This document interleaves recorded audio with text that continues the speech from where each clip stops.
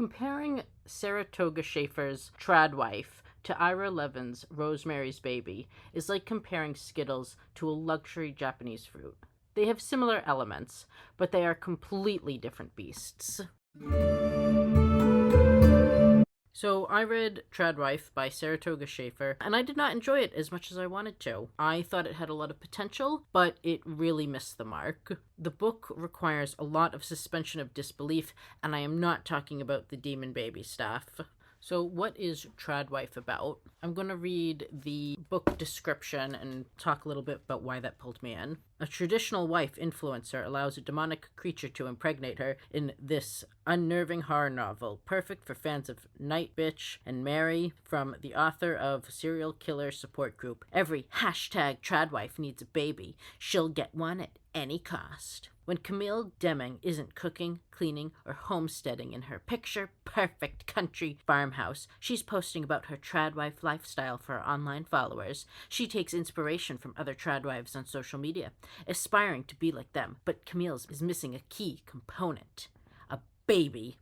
And contrary to what she posts online, things with her husband Graham have been strained. Pressured by her eager followers, Camille fears that without a baby, her relationship will suffer, and her social media will never grow out of its infancy. When Camille discovers a mysterious decrepit well in the wheat field behind her house, she makes a wish for a baby. Afterwards, she has unsettling experiences that she convinces herself are angelic in nature, and when she's visited one night by a strange creature, her wish comes true. Camille's pregnancy announcement gets more engagement than anything she's ever posted. So what if Graham's reaction is lukewarm? Camille's life is finally falling into place. Never mind that her pregnancy is developing freakishly rapidly, and she's suddenly craving raw meat. Being a traditional wife is worth it.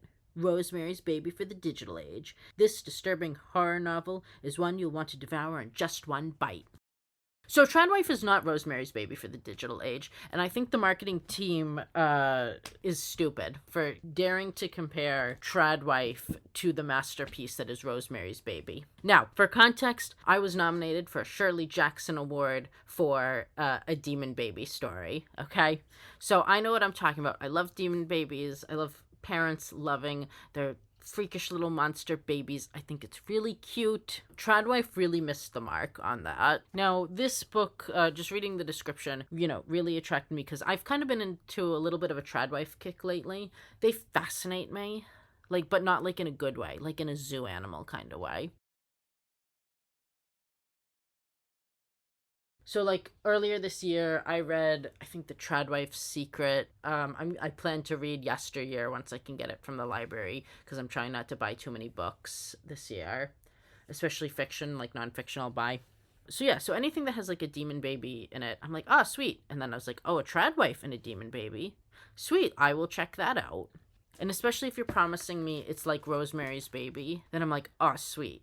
But it's not, again, the only things that are similar is, the husband's shitty and there's a demon baby. That's kind of where the similarities lie. The other thing I want to note is in the description, it says that she's pressured by her eager followers. It's only one time in the book that any follower comments, oh, when are you going to have a baby? That's it. It's at least show me more, Also, having a baby for social media is probably the stupidest reason to have a baby. It is the stupidest reason. And then the second stupidest reason is to save your failing relationship. Anyway, this video is going to be a little unscripted just because I have a lot of feelings that I want to talk about. Let's start off with the characters. Our main character is Camille. She is insufferable. She's a tradwife. She's an influencer, but a really small one. She has 40K followers, around that. She wants a baby to grow her social media following. Stupid. She is in a parasocial relationship with this tradwife influencer, Mara Shoemaker. Mara Shoemaker barely knows she exists. She starts to know she exists later on in the book, but for most of the book, Mara Shoemaker has no idea who she is, or is vaguely aware of her. Now, Camille thinks she's only good at caring for other people, and she's a former biology student. The author wants you to think that Camille is smart. However, every single thing in the book is telling me Camille is stupid. Okay, she uses biology terms for body parts. Okay, that was cool foreshadowing before we eventually learned she was a former biology student who quit because she couldn't handle getting peer reviewed. Fine. But like throughout the entire book, she's just like kind of acts like an idiot. Second character is Graham, Camille's stupid husband. Now, when I say stupid, I don't mean like he's like dumb. I just call him a stupid husband because I'm mean and I want to be mean towards him. He is a misogynist and he's a cheater. He's supposedly a devout Catholic, but he doesn't really act like it. And he's high up in the corporate world, and he's also an asshole. Then there's Mara Shoemaker, who Camille like wraps her entire life around, who barely knows she exists. She's an influencer. She's like the queen bee of the tradwife influencers on Instagram. We don't even meet her. She like comments on Camille's like post like once. It's Camille's obsession with Mara Shoemaker borders on the homoerotic, not gonna lie. Then there is the creature that Camille has gaslit herself into thinking is an angel. It's a demon that lives in the woods in like this well. It gets Camille pregnant, possibly evil, but it's nice to Camille. Points for the consent. Like it actually does ask Camille's consent before having sex with her. Then there is Sweetheart, which is Camille's demon baby. She eats human flesh and she's a feral child. Then there is Renee, who is Camille's neighbor, who's overbearing and slightly annoying, but she just really wants a friend. She's divorced, she's an alcoholic, and I'm gonna be honest, she's a little bit of a straw man with how over the top she is. Like, I think she's supposed to, like, or not a straw man, straw man's not the right word, but she reads more like someone from a fake Reddit story on, like, r/monster-in-law or whatever the in-laws subreddit is than someone that you'd meet in real life. Like, or the more that we saw her, just like the more unrealistic she became, and it was just really hard to suspend my disbelief. Now, I'm just going to give a quick overview for the plot. Originally, I was going to describe it all in detail, but I don't feel like it, and I don't want to. So here's just like my very, very brief overview. Camille is a 24-year-old tradwife obsessed with social media. She has a parasocial relationship that borders on homoeroticism with a tradwife influencer, Mara Shoemaker. Camille wants a baby to grow her social media accounts. Probably the worst reason to have a baby. Her husband, Graham, is a misogynist and cheating on her. Camille spends most of the book in denial about the cheating and the fact that she has sex with a demon to have a baby. She seems to think this obviously demonic creature is an angel. Camille is a moron. The demon baby is born, and it eats people, including Camille herself. She's like stripping off flesh and like feeding it blood. It's gross. And I'm saying gross both affectionate and gross like, oh my god, that was a little bit much. Camille slowly stops being a tradwife and kills a few people, including the neighbor Renee, and feeds them to the baby. She also turns into a demon and runs away with the demon and their baby. So that is my brief overview of tradwife, like the plot. Because she's like, Camille is a moron. Like, she's like actually a moron. And the author, Saratoga Schaefer, wants us to believe that like Camille was a super smart biology student before she dropped out of college and became a tradwife. Camille is not smart, and it's not just because she became a tradwife. For one, she claims that she used to go to church, but she doesn't know anything about fallen angels. I'm gonna be honest, I find that really hard to believe. Like, I just can't believe that you go to church and you know nothing about demons. Like, come on, that's like Christianity, like 102, you know, after Jesus and stuff. Also, apparently Graham, this husband, is a devout Catholic, but the terminology that Schaefer uses when describing the church makes me suspect they don't have much experience with Catholicism. I mean, I'd be really shocked if they did, because one of the things is the way that the church is described, the one church that they go to, is Camille is always calling it like a congregation. I think that's more Protestant, because I'm raised Catholic and occasionally I go to mass, but usually it's like the parish. Like, I'm not saying no one has ever called, like, the people in the church a congregation, because I'm sure they do in terms of Catholicism, but usually it would be more call it, you know, a parish, or you're going to go to your local parish, or the parish is in there. So that just kind of jumped out at me that maybe the author didn't really know too much about Catholicism. But again, I can't prove that. I looked it up, but I don't know what Saratoga Schaefer's religion is, if they have one. So that was just kind of my opinion that jumped out at me. And that kind of brings it to the other problem, is everything in this book is kind of surface level. I was kind of getting the sense that it's kind of like a girl boss murder fantasy kind of feminism. Sometimes it just gets to be over the top and it's like ridiculous. So yeah. Now, to analyze the book a little bit, I'm going to analyze is the fact that when Camille feeds her baby, Sweetheart, she is quite literally like stripping pieces off of her body and feeding her flesh to Sweetheart. And I liked that because, it symbolizes, oh, when you're a mother, you have to give everything to your baby, including your body. So I did kind of like the symbolism there. Especially like Camille is, comes from a tradwife community and a very traditional community in general, but I didn't get the sense that her father was religious, just like a misogynist, but not like a religious misogynist. So, supposedly this is something been told, oh, you need to be a good caregiver, you need to do this for your husband, for your father. Basically, Camille's entire life centers around men. But yeah, no, I did like the symbolism that Camille's baby is eating her alive. And then she kills Renee, who's slightly annoying. That was my big thing with Renee, too.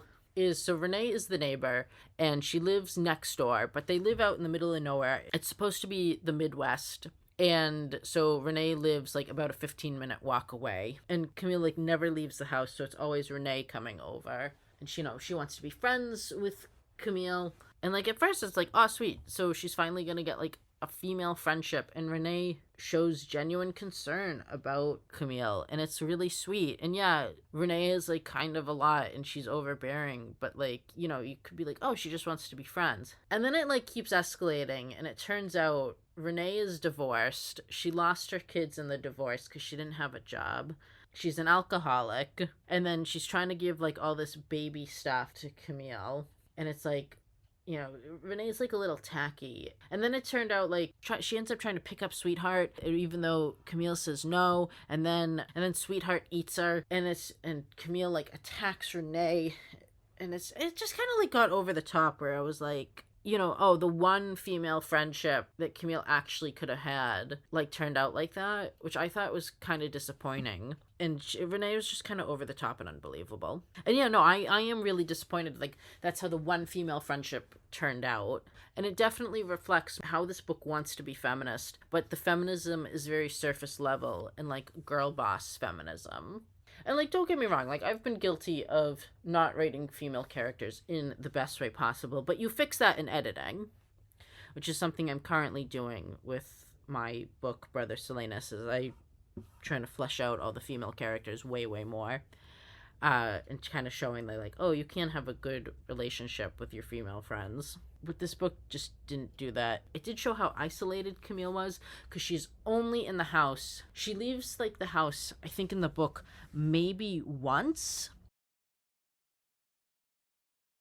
And that's to go to church, and then she faints at church. And yeah, so it's really just, like, one setting. I think this book would have been a good play, because it is just one setting, and it's very introspective, and it's mostly Camille thinking about her circumstances, but the problem is Camille is an idiot, so her reflections are all very surface level, and it consists a lot of her gaslighting herself. And, well, I've watched The Secret Lives of Mormon Wives. Those women are often gaslighting themselves. So maybe that's fine. I don't know. It just really got on my nerves after a point. But I will give kudos that Camille does figure out that her husband's cheating on her. Not right away, but she figures it out. Though I kind of knew, like, within, I think, the first 30 pages, where it's like, oh, the husband's cheating on her. Okay, so let's talk about what I liked from this book. I like when parents love their obviously monstrous demon babies / monster babies. The prose was quick to read. I like that the stupid husband died at the end. I was waiting for that to happen. I was really hoping that Camille would feed the husband to the baby, but she ended up eating the husband, which gross, but yay. Well, yeah, I get it. It was narratively satisfying, but I kind of wish that the baby had eaten the husband, but we can't always have what we want. Also, the gore was disgusting. I liked that.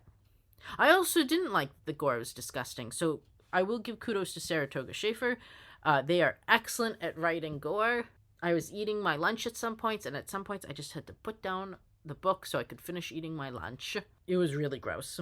In the end, I ended up giving Tradwife 2 stars because it had a lot of potential. I just think it could have been done better. My big thing is it was marketing itself as Rosemary's Baby for the digital age, but it's not. The horror from Rosemary's Baby comes from the fact that Rosemary is a woman in the 1960s. She is a tradwife, but that is like what is expected of her, and she doesn't really have that much of a choice. And it's just like the horror of things just slowly and slowly getting worse, and as she's realizing there is a conspiracy against her and there's nothing, she can do about it. And finally she does take things into her own hands, but it's just slow, and it's just like the slow degrading of her mental state and her physical state. And that's where the true horror lies. It's not even like the Satan stuff in Rosemary's Baby. It's the fact that her husband has sold her to Satan essentially so he can have a good career. The only person who's really selling Camille is herself. Like, she has done all of this to herself basically, and she has the agency. Like, she was in school and she dropped out of school because some people critiqued her stuff. That's what college is about, is getting critiqued. The whole point of college is you get critiqued and you learn how to suck it up. And trust me, I'm talking from like my own point of view. I'm not going to go into too much detail, but let's just say, okay, well, I just have to suck it up. I have to suck it up and make sure that I nailed the final, and I did. And it's like, that's what college is about. But Camille is just like, it's like, I got critiqued in my peer review thing about Kuru and cannibalism and blah blah blah. Meh. Okay, I'm going on too much of a rant. But yeah, with Rosemary's Baby, is like Rosemary doesn't have the agency, and like all of the agency that she does try to get is slowly taken away from her. And that was just way more horrifying than a woman who just willingly gives up her agency to be with a man. And also, Camille didn't like come across as super religious, so like, if she was like way more religious, I think that would have added a really good bit of horror to it, because it's like, oh, she like genuinely thinks she's going to go to hell if she doesn't do X, Y, and Z, and that could have been a reason why it kept her trapped. But she's not religious, and she didn't really have the reasoning. It was just everything kind of like, the book was trying to get us to believe that like, oh, her father is wearing her down, and I don't know, it just didn't work for me. It didn't work at all. So yeah, so that is my review of Tradwife by Saratoga Schaefer. Now I'm just going to do a little shameless self-promotion. So first off, I would like to thank my patrons, Matea, Carl, and Pat. Thank you so much for supporting me on Patreon. Also like to support me on Patreon. The link will be in the bio. I upload at least once a month, and tiers start as low as $1 a month. Now, if you want a demon baby story that's excellent, if I do say so myself, you should check out my novel, Decessit Vita Matris, and it's gay. They're demon babies, it's trans, and it's gay. You should read it. It's great. I enjoyed writing it. I also have a short story collection that has come out called Surprisingly Good Fish Ice Cream, and that does not have any demon babies or monks in it, because I do write other things. And you can get Surprisingly Good Fish Ice Cream on Itch.io and on Amazon, and eventually it will be available on order through your local bookstore. Thank you very much for listening, especially if you've made it this far. Like and subscribe. I don't know, I'm not your dad. You can do what you want. But have a good one and stay safe out there.